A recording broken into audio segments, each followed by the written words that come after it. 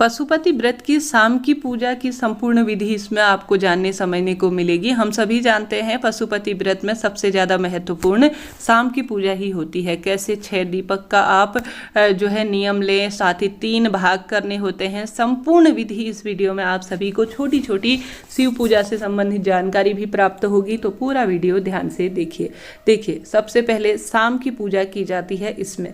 अब शाम को कई बार सवाल आता है कि दीदी जलाभिषेक करें या नहीं। तो आप सभी ने भी बड़े बड़े मंदिरों में, शास्त्रों में, पुराणों में और सभी जनों से सुना होगा, महादेव का 4 पहर में जलाभिषेक किया जाता है और जितना अभिषेक किया जाए ना उतना अधिक महादेव प्रसन्न होते हैं। तो संभव हो तो शाम को भी आप जलाभिषेक करें। अब जलाभिषेक करने का एक तरीका होता है। सबसे पहले गणेश जी महाराज, फिर कार्तिकेय जी, माता अशोक सुंदरी से समर्पित करते हुए आप सभी को जो है माता रानी के हस्त कमल से शिवलिंग की ओर जल समर्पित करना होता है। कोशिश करें शाम के समय भी पंचामृत से अभिषेक कराएं। नहीं करा पाते तो कोई दिक्कत की बात नहीं है, सुबह तो जरूर से कराइएगा। बहुत शुभ आपको फलों की प्राप्ति होगी। इस वीडियो में दोबारा से आपको शिव पूजा की एक एक संपूर्ण जानकारी देखिए। इस तरह से जो है जब आप दूध समर्पित करते हैं तो जल भी जरूर से समर्पित कीजिए।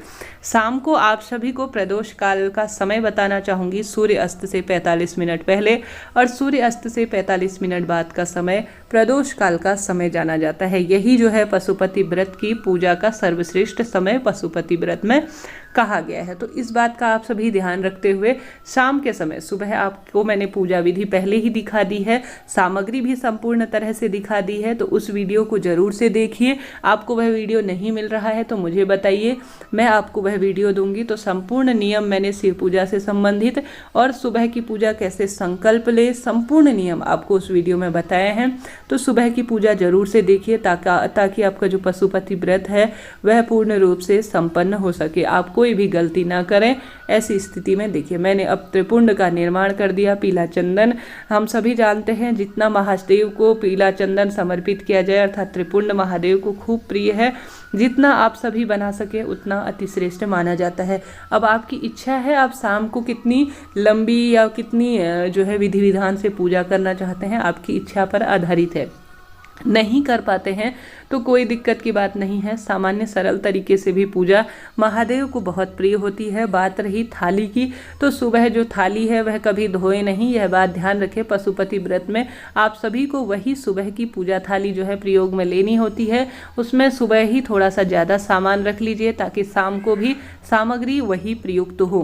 खत्म हो जाने की स्थिति में अगर ना हो तो आप सभी जो है दोबारा से उसमें सामान रख लें और विधि विधान से शाम के समय आप सभी पूजा अपनी संपन्न करें।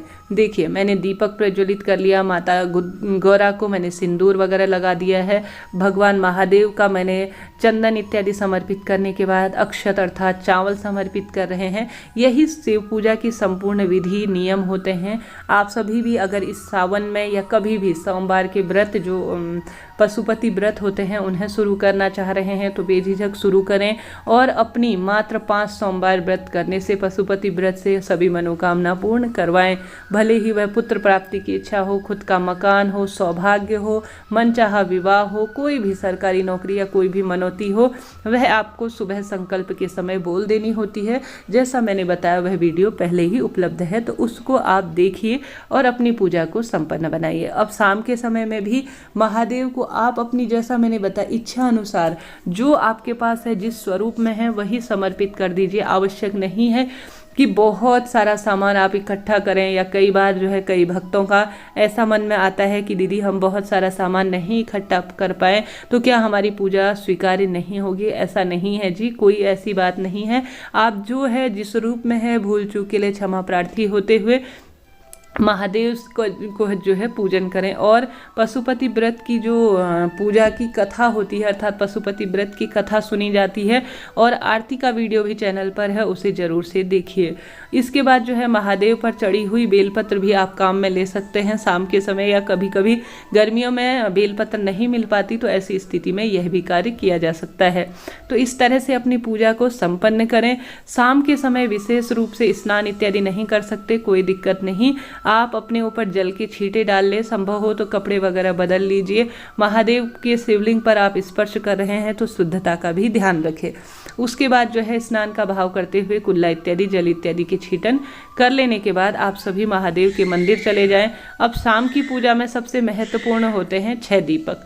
उसके संपूर्ण नियम आगे चल को आपको बताऊंगी और साथ ही भोग लगाने के नियम भी आपको बताऊंगी।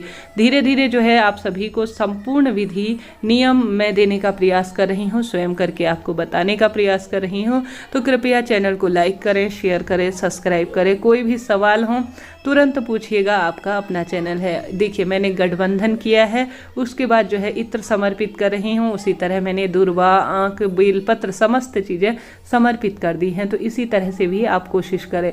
अब भस्म बहुत महत्वपूर्ण मानी जाती है शिव पूजा में। अलग अलग तरह की भस्म बनाई जाती है, उसमें से यह भस्म है जो मैं महादेव को समर्पित कर रही हूँ। यह विशेष मानी जाती है, एक बार बनाकर रख लीजिए और यह कई टाइम तक जो है कार्य में आती है, काम में। तो सरल सी पूजा विधि मैंने आपको बताने का यह प्रयास किया है। शाम की पूजा में बहुत महत्वपूर्ण होते हैं 6 दीपक का नियम और भोग का नियम। पूरे दिन भर में पशुपति व्रत में आप चाय पी सकते हैं, पानी ले सकते हैं, कुछ फलाहार कर सकते हैं, परंतु शाम को जो है मीठा ही भोजन करें, इस बात का ध्यान रखें। नमक जो है महादेव के व्रत में या सोमवार व्रत में नहीं खाए जाते, तो इस बात का आप सभी ध्यान रखते हुए भोजन संबंधी नियम का पालन करें।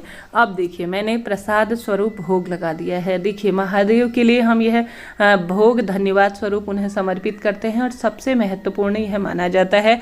अब यहाँ पर प्रसाद स्वरूप हम समर्पित करने के बाद जो ब्राह्मण जन आएंगे वह इसे भेंट स्वरूप ले जाएंगे और प्रसाद सब में वितरित होगा, तो उसका सुख हमें प्राप्त होना ही है। अंत में मैंने दक्षिणा रख दी है, जो भी चीज़ मैं नहीं ला पाई हूँ उसकी क्षतिपूर्ति के लिए। तो यह देखिए अपनी सामर्थ्य अनुसार है, ज़्यादा भी पैसे आप रख सकते हैं, कम भी आप रख सकते हैं, ठीक है। तो शाम को इस तरह से पूजा करें। सुबह भी करीब करीब यही पूजा विधि होती है, परंतु उसमें संकल्प का नियम होता है और कुछ विशेष नियम होते हैं। अब जो मैंने दीपक प्रज्वलित किया उससे आरती कर दी थी और मैंने विधि विधान से महादेव की कथा इत्यादि सुनते हैं तो वह भी सुन ली थी। अब बारी आती है सबसे महत्वपूर्ण 6 दीपक लगाने की। इसमें से 5 दीपक मैं महादेव के मंदिर में लगाऊंगी, 6ठा दीपक जो है मैं घर लेकर जाऊंगी। अब उसमें से सबसे महत्वपूर्ण बात आती है भोग की।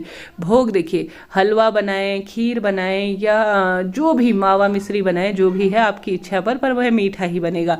तो इस तरह से कागज की पुड़िया ले लीजिए, प्लास्टिक यूज ना करें पूजा में, इस बात का ध्यान रखें। आप देखिए किस तरह से मैंने साफ सुथरे हाथों से महादेव के लिए भोग बनाया है और भोग का हिस्सा जो है अपने महादेव के लिए अपने हाथों से तैयार कर रही हूँ। तो उसके बाद मैंने देखिए 2 भाग, एक भाग स्वयं के लिए रख लिया है, 2 भाग में महादेव की पूजा के लिए समर्पित करूंगी। देखिए सबसे पहले किसी भी पूजा में आपने देखा होगा भोग लगाया जाता है। छोटे छोटे नियम होते हैं पूजा के जो महत्वपूर्ण होते हैं, पूजा को संपन्न करवाते हैं। अब देखिए मैंने भोग लगा दिया है महादेव को और इसे जो है मैं घर ले जाऊंगी। जब मैं व्रत खोलूंगी उससे पहले प्रसाद स्वरूप इसे ही खाऊंगी और उसके बाद अन्य चीज़ें भोजन के रूप में मैं ग्रहण करूंगी। मैंने पूजा की थाली में इसे रख दिया है। देखिए मैंने इस तरह से, आप जो भी आपकी इच्छा है आप भोग इतना ही बनाएं कि यह जो है महादेव और हमारे ही काम आए, यह नहीं कि पूरा परिवार जो है इसे खाने के रूप में खाए, यह सही नहीं माना जाता। अब मैं देखिए 6 दीपक यहाँ पर लगा रही हूँ, उसमें से 5 दीपक घर यहाँ पर लगेंगे, 1 दीपक हमारे घर के मुख्य द्वार के दाहिनी ओर लगेगा। अब इनमें सभी में मैं जो है गोल बत्ती का प्रयोग कर रही हूँ, क्योंकि महादेव की पूजा में गोल बत्ती का ही प्रयोग किया जाता है और यह घी की बत्तियाँ लगेंगी।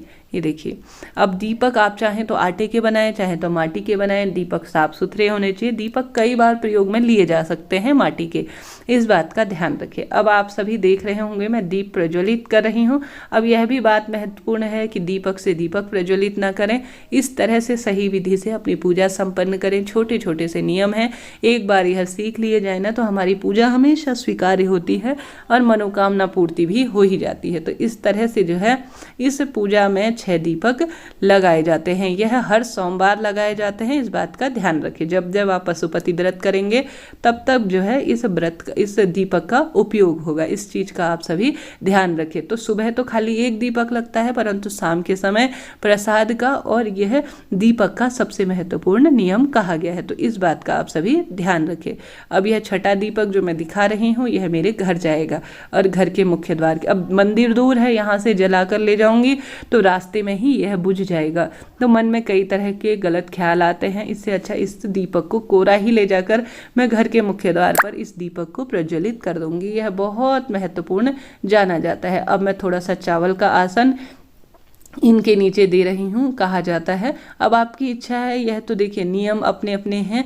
मैं जो शास्त्र प्रमाण कहता है वह यही कहता है कि धरती से सीधा स्पर्श ना हो दीपक, ऐसा प्रमाण है, जिससे कि हमारे जो है धरती को ताप ना लगे, ऐसा शास्त्रों में वर्णित है। कोशिश करनी चाहिए छोटे छोटे नियमों का पालन किया जाए, जो याद रह जाए, जो चीज़ हो जाए हमसे, करने का प्रयास करना चाहिए। तो इस तरह से यह पशुपति व्रत की पूजा विधि है। भूल चूक के लिए क्षमा प्रार्थी हों और महादेव से अपनी प्रार्थना करें। देखिए कितने सुंदर लग रहे हैं महादेव, माँ पार्वती, संपूर्ण नियम मैंने आपको बताने का प्रयास किया है। हर हर महादेव कमेंट्स में लिखिएगा और पुरानी वीडियो सभी देखिए, जिसमें सामग्री, सुबह की पूजा विधि, संपूर्ण नियम आप सभी को भली भांति समझ में आ जाए। कैसा लगा वीडियो कमेंट्स के द्वारा बताइएगा जरूर।